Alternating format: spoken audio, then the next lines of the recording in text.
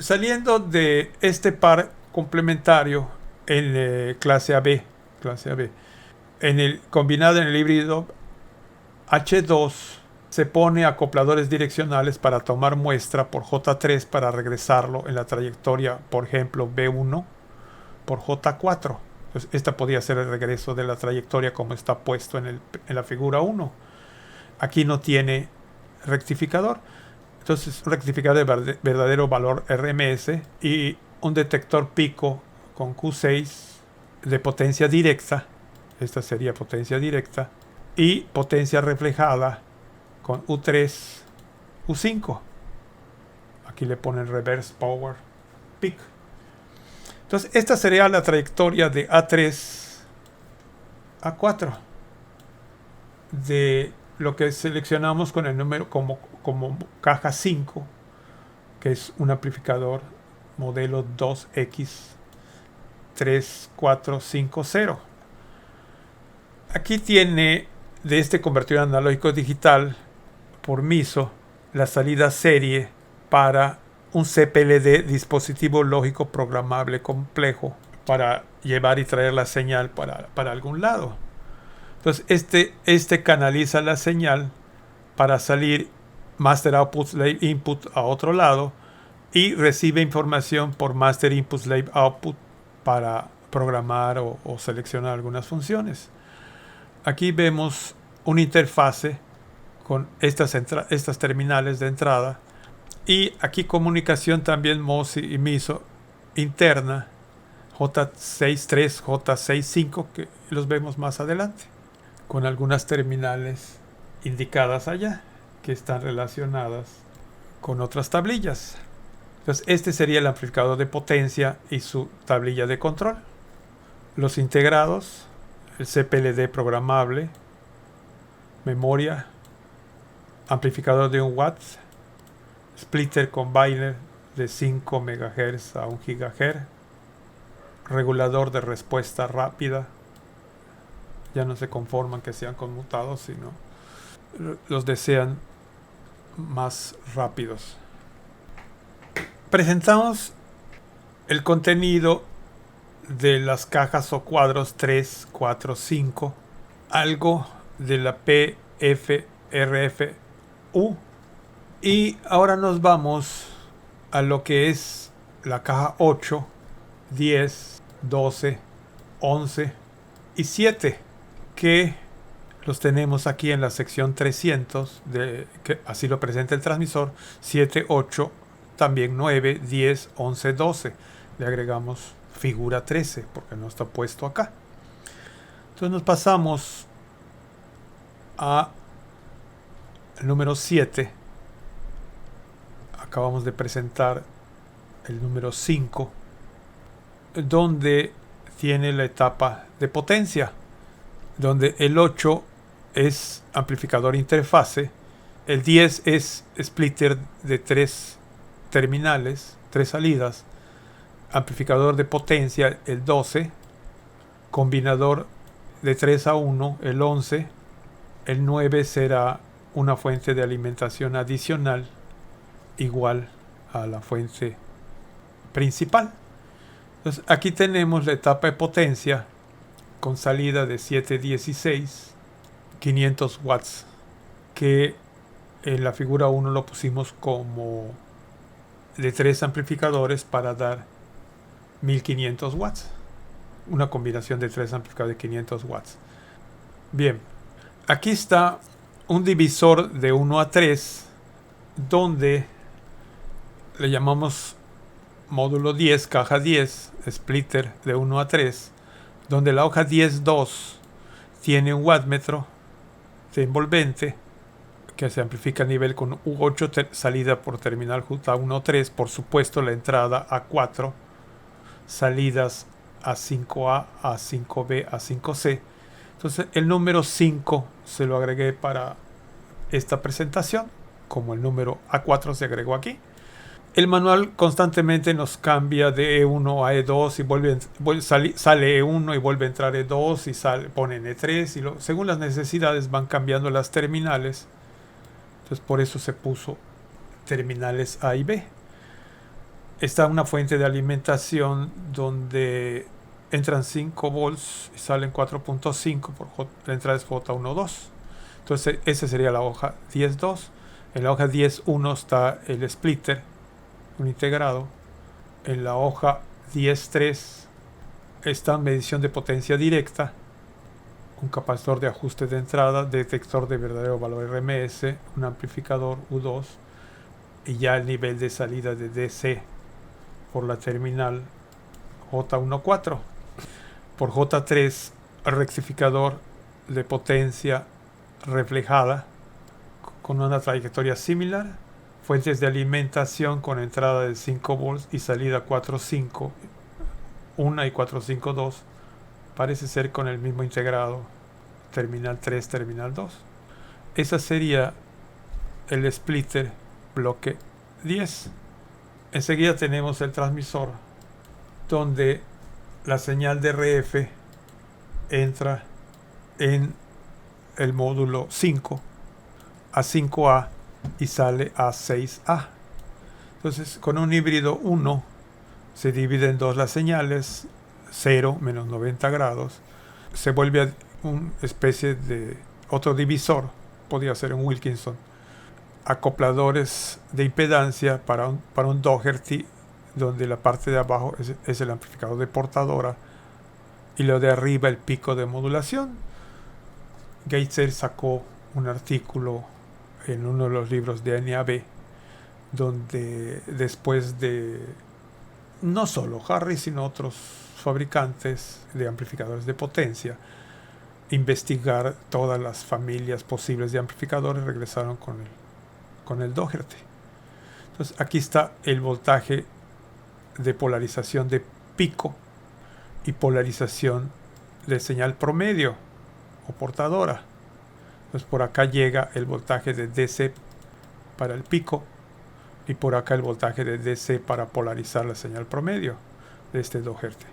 Se combina la señal, se acopla y se suma en el híbrido 2 para dar los 500 watts de salida. Entonces cada arreglo de Q1 y Q2 será para 500 watts, 250 watts estos, 500 watts en E6.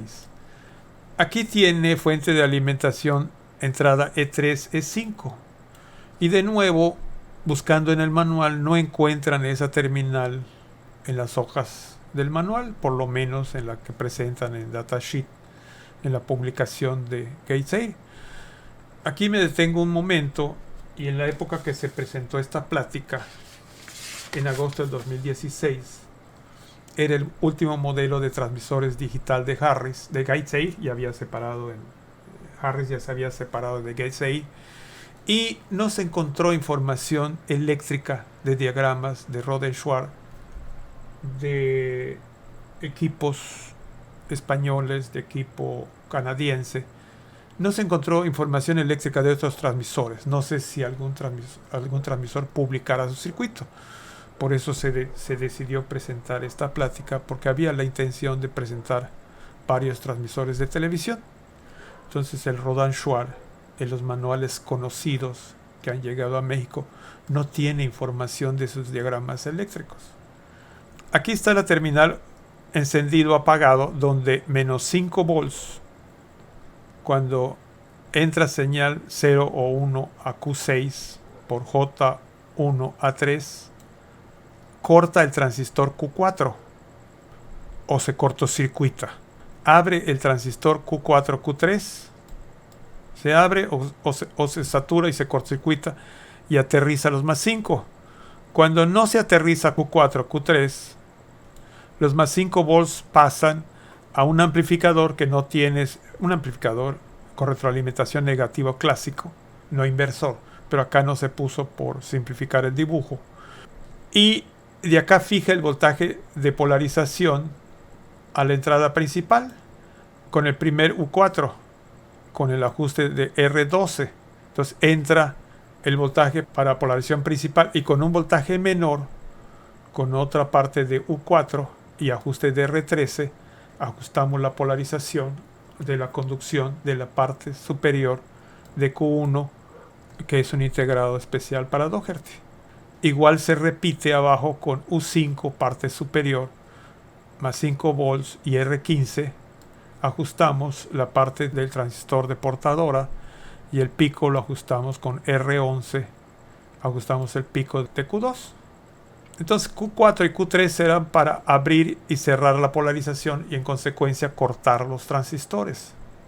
En U1 y U3 tenemos una señal que cuando son alrededor de 90 grados, menos de 90 grados, U1 permite que conduzca U4, la entrada de U4 y U5. Si la temperatura se eleva más, corta los amplificadores U4 y U5. Por sobrecalentamiento corta el amplificador de potencia de 500 watts. Esta salida de voltaje de DC de U3 va a la terminal J1B2 para meterlos en el proceso y saber con qué temperatura, porque será un voltaje calibrado, está cortando el amplificador. Aquí tendrá en la otra parte de U4 también otra entrada de comparación a través de U3 que bloquea también el voltaje de polarización. Entonces tiene dos bloqueos la entrada de polarización. Uno es encendido apagado con Q3, Q4 y ajuste de voltaje de polarización a través de J1 a 4, U3 y entrada del amplificador sumador segunda parte de U4, que aquí sale como comparador U4 U5, pero repito, es para simplificar la presentación, se pone así en este dibujo. Entonces este será el amplificador de potencia de 500 watts y aquí dos integrados más que no estaban puestos o se encontró la información, el sensor de temperatura y un regulador de voltaje. Aquí está el combinador de 3A1 con entrada A6A, A6B, A6C de 3 amplificadores de potencia, puerto 1 y wattmetro de potencia directa por U1 para sacar señales por J1 y J2 atenuada y medición de reflejada por J3 donde no está midiendo potencia en este splitter. Aquí las fuentes de alimentación donde estas son entradas de línea 1 y línea 2 de 220 a las fuentes conmutadas no propietarias de la marca y salidas de más 50 volts por E4.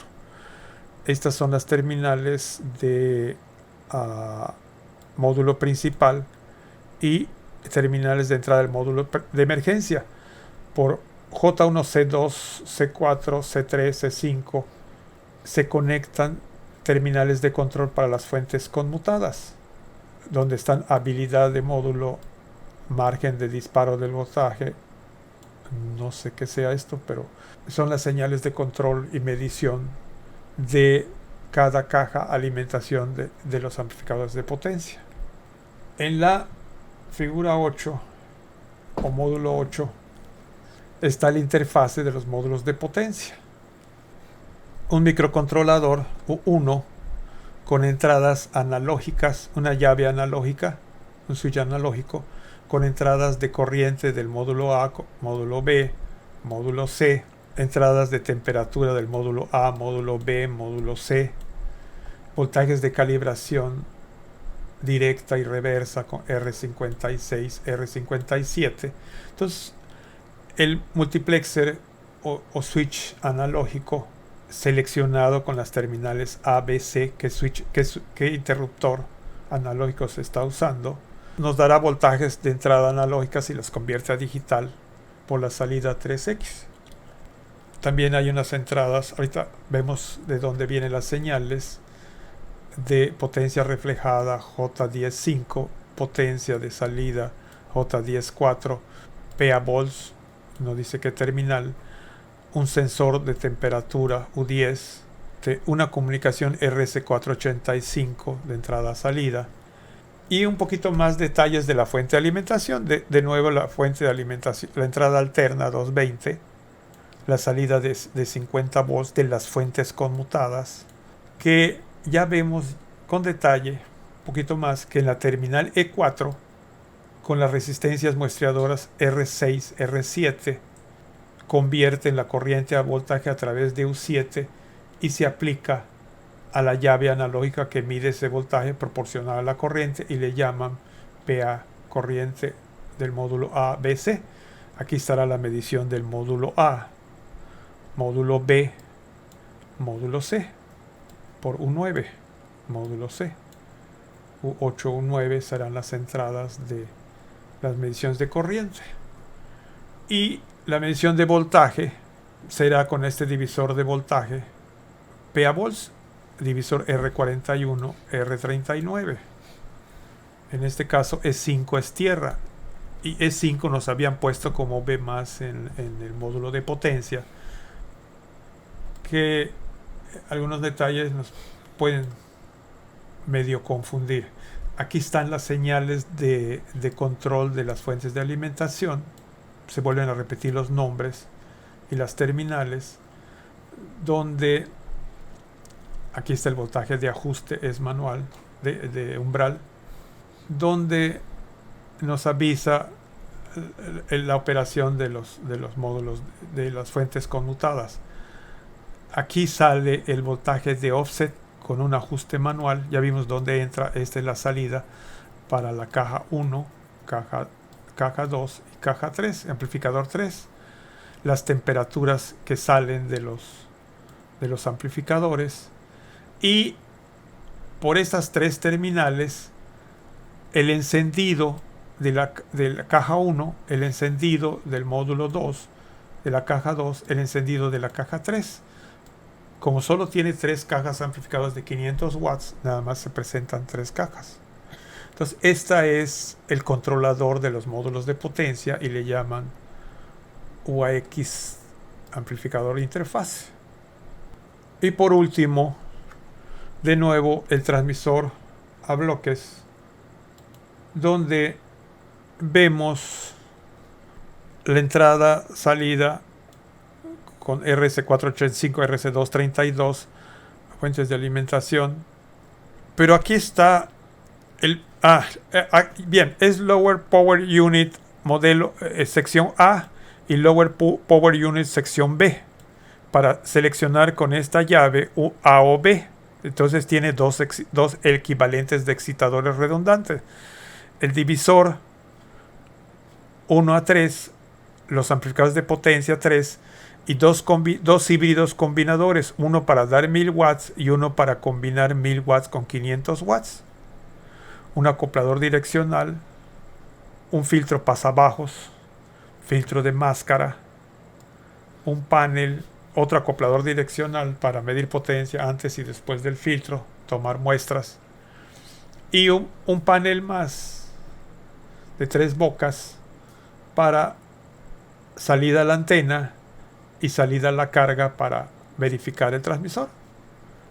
Esta plática se la dedicamos al ingeniero Santiago Ábalos Zavala, que fue director de la Escuela Superior de Ingeniería Mecánica y Eléctrica del Instituto Politécnico Nacional, sección Culhuacán, en la Ciudad de México, y también dentro de sus muchas actividades fue jefe del Departamento Técnico de Radio UNAM, una radiodifusora muy antigua en la Ciudad de México. Yo soy Eusebio Mejía Maldonado. En esta época lo presenté primero en el CICE, luego en Acapulco Guerrero, en Amitra, pero la primera vez que di a conocer esta plática fue el 25 de agosto del 2016. Y repito,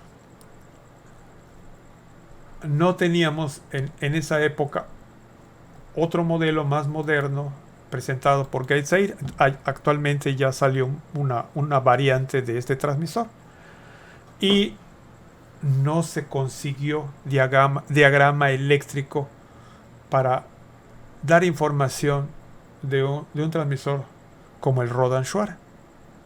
Y esa es la tendencia mundial, no es una cosa particular.